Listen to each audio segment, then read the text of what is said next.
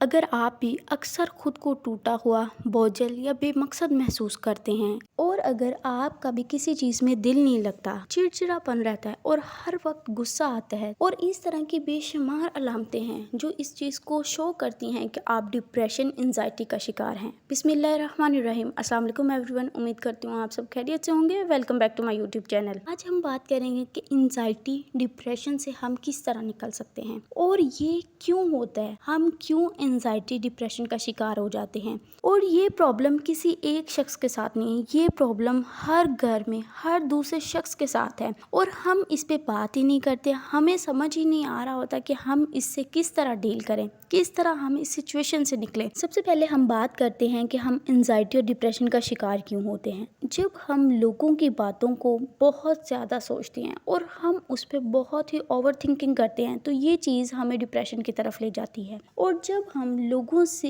इतनी एक्सपेक्टेशंस लगा लेते हैं जो सिर्फ अल्लाह के सिवा कोई पूरी नहीं कर सकता, तो जब हमारा दिल टूटता है, हमारी एक्सपेक्टेशंस टूटती हैं तो हम ज़हनी दबाव का शिकार हो जाते हैं। और जब हम अपनी ज़िंदगी में बार बार नाकामी का सामना करते हैं तो शैतान हमारे दिल में वसवसे डालता है कि मैं तो किसी काबिल ही नहीं हूँ, मैं कुछ कर नहीं सकता। और स्पेशली जब हम दीन से दूर होते हैं, हमारा दिल अल्लाह के जिक्र से खाली होता है तो हमारी ज़िंदगी से सुकून ख़त्म हो जाता है। ये सब सिचुएशंस हमें डिप्रेशन और एंजाइटी की तरफ ले जाती हैं। अगर आप चंद बातों को अपने माइंड में रख लें तो इंशाल्लाह आप कभी भी डिप्रेशन और एंजाइटी का शिकार नहीं होंगे। सबसे पहली चीज़ कि आप लोगों की बातों की परवाह करना छोड़ दें, क्योंकि हर इंसान की हर बात का जवाब देना ज़रूरी नहीं होता और ऐसे ताल्लुक को भी निभाना ज़रूरी नहीं होता जिस ताल्लुक से आपको दुख, तकलीफ और परेशानी के सिवा कुछ नहीं मिलता। और जब हम हर इंसान की बात को अपने दिल पर ले लेते हैं, उस पर ओवर थिंकिंग करते हैं, तो ये सबसे बड़ा जुल्म हम अपने आप पर करते हैं। यकीन करें, ज़िंदगी बहुत ही खूबसूरत है, हमने बस इसको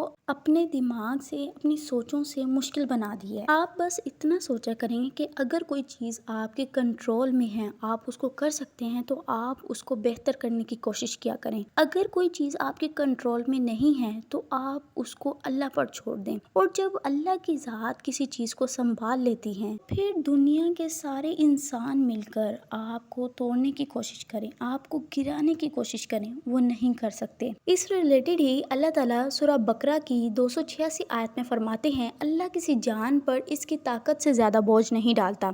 ये आयत हमें क्या बता रही है कि अल्लाह हमें किसी ऐसे हालात में, ऐसे सिचुएशन में नहीं डालते जो हम बर्दाश्त ना कर सकें। और अगर हम इस चीज़ पर यकीन कर लें, इस चीज़ पर हमारा तवक्कुल इतना स्ट्रॉन्ग हो जाए कि हम ये सोचने लग जाएं कि हम पर जो तकलीफ़ें आई हैं, हम पर जो मुश्किलात आ रही हैं, हम इसको बर्दाश्त कर सकते हैं, क्योंकि अल्लाह की ज़ात खुद फरमाती हैं कि वो हम पर इतना बोझ नहीं डालती जिसको हम बर्दाश्त नहीं कर सकते। इस आयत के आखिर में अल्लाह ताला फरमाते हैं, तू ही हमारा मालिक है, हमें काफिरों पर फतह अता फरमा। ये दुआ सिर्फ दुश्मनों पर फतह की नहीं है, बल्कि हमारे दिल के अंधेरों पर भी फतह की दुआ है। और जब हम ये पढ़ते हैं तो अल्लाह ताला हमें अपने नफ्स, वसवसों और डिप्रेशन पर फतह देते हैं। तो अगर आप भी डिप्रेशन का शिकार हैं, एंजाइटी का शिकार हैं, आपका किसी चीज़ में इंटरेस्ट नहीं है, तो आज से ही सूरह बकरा को स्टार्ट करें। दुनिया की कोई दवा, कोई डॉक्टर, कोई सिस्टम आपको मुकम्मल शिफा नहीं दे सकता। अल्लाह ताला ने असल शिफा अपने कलाम में रखी है। तो जब आप अल्लाह के कलाम से दूर होते हैं, दीन से दूर होते हैं, तो आप इसी तरह मसाइल में गिर जाते हैं, परेशानियों में गिर जाते हैं और आपकी वो परेशानियां, वो मसाइल हल ही नहीं हो पाते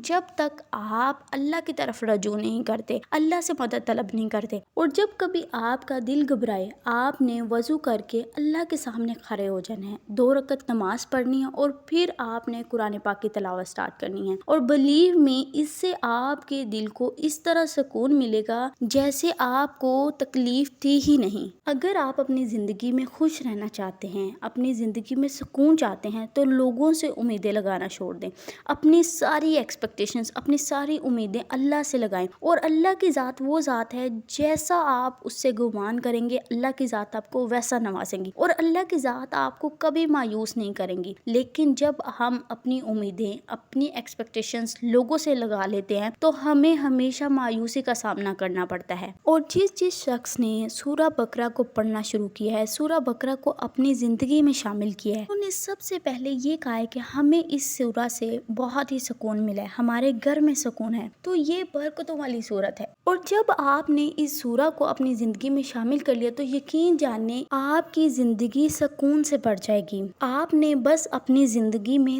دین کو پیورٹائز کرنا ہے، آپ نے اپنی دنیا پر اپنے دین کو فوقیت دینی ہے، تو پھر دیکھیں آپ کی زندگی کس طرح بدلتی ہے، آپ کی زندگی میں کس طرح معجزات ہوتے ہیں۔ کیونکہ میرے ساتھ تو ایسا ہی ہوتا ہے، جب کبھی میں کوئی کام کر رہی ہوتی ہوں اور دوسری طرف نماز کا ٹائم ہوا ہوتا ہے، اور اگر میں کبھی ایسا کروں کہ میں یہ کہوں کہ میں پہلے کام کر لیتی ہوں پھر نماز پڑھ لوں گی، تو یقین کریں آپ کے اس کام سے آپ کو کبھی بینیفٹ نہیں ملتا۔ آپ وہ کوئی بھی کام کر رہے ہو، آپ نے اس پہ کتنی بھی محنت کی ہو، آپ کو اس کام سے کبھی بینیفٹ نہیں ملے گا جس کام کو آپ نے نماز پہ پیورٹائز کیا۔ لاسٹ میں ہم اپنے ویورز کے لیے دعا کر دیتے ہیں۔ گیمنگ انڈسٹری، مومنہ اسلام، محمد، لیکس، ایلافونی، ایلین، فاطمہ، جیسیکا، مسلم بلیورز، وینڈی، غلام رسول۔ اللہ پاک میرے جو بہن بھائی اولاد کے لیے پریشان ہیں ان کو نیک اور صالحہ اولاد عطا فرما، جو رزق کے لیے پریشان ہیں ان کے لیے رزق کے دروازے کھول دیجیے، اور جو میرے بہن بھائی رشتوں کے لیے پریشان ہیں ان کے لیے نیک اسباب پیدا فرما، آمین۔ نیکسٹ ویڈیو تک اسٹے ٹیون، اسٹے بلیس، اللہ حافظ۔